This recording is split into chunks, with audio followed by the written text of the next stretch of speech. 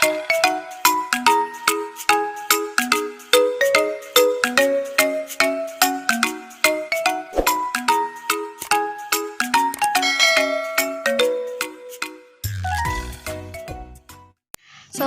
warahmatullahi wabarakatuh. Perkenalkan, nama saya Mira Putri Utami dari kelas 5B. Kali ini saya akan menjelaskan tentang pengenalan media. Tugas ini ditujukan untuk memenuhi mata kuliah instruksional media.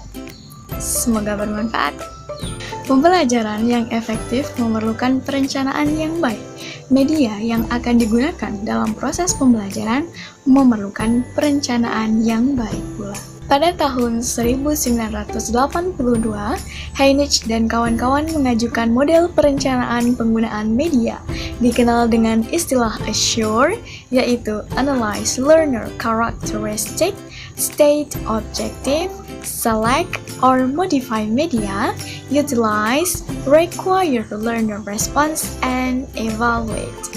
Yang pertama, menganalisis karakteristik umum kelompok sasaran, apakah mereka siswa sekolah lanjutan atau perguruan tinggi, anggota organisasi pemuda, dan lain-lain.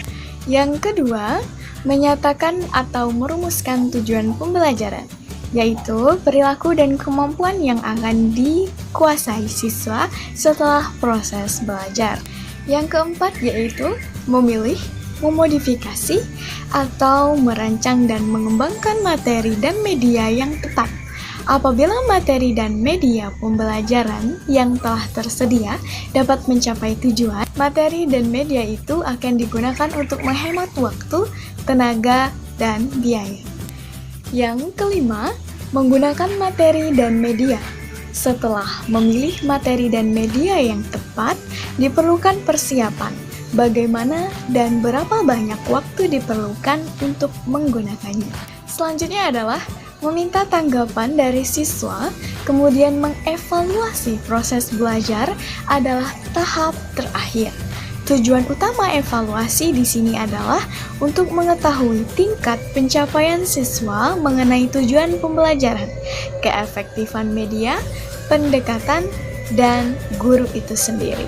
Selanjutnya, dari segi teori belajar, berbagai kondisi dan prinsip-prinsip psikologis yang perlu dipertimbangkan dalam pemilihan media adalah 1. Motivasi. Harus ada kebutuhan minat atau keinginan untuk belajar dari siswa, sehingga proses pembelajaran lebih menarik karena mereka memiliki motivasi dari dalam diri mereka masing-masing. Selanjutnya, perbedaan individu. Siswa belajar dengan cara dan tingkat kecepatan yang berbeda-beda. Faktor kemampuan inteligensia, tingkat pendidikan, kepribadian, dan gaya belajar sangat berpengaruh dalam pencapaian siswa memahami materi yang diberikan oleh guru. Yang ketiga yaitu tujuan pembelajaran. Jika siswa diberitahukan apa yang diharapkan melalui pembelajaran, kesempatan untuk berhasil dalam proses pembelajaran akan semakin besar. Yang keempat, ada organisasi isi.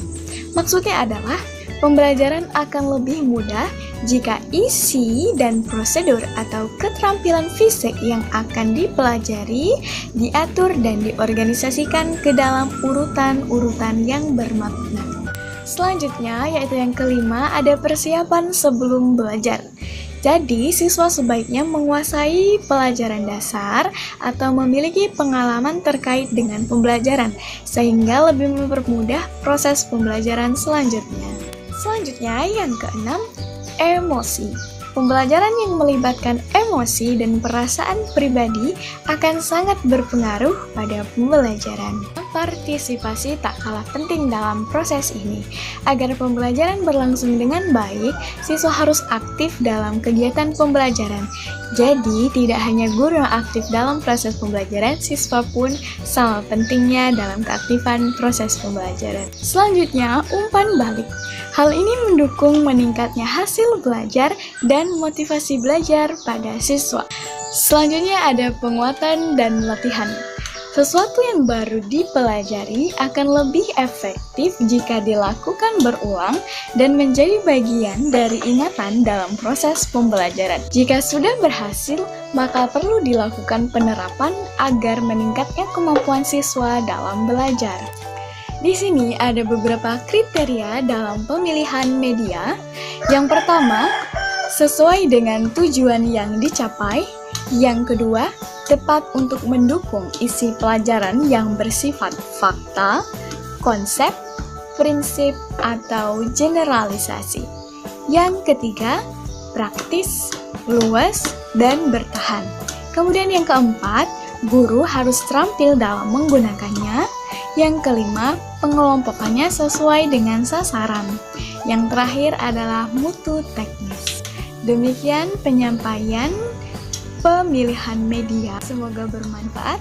Akhirul kata, wassalamualaikum warahmatullahi wabarakatuh.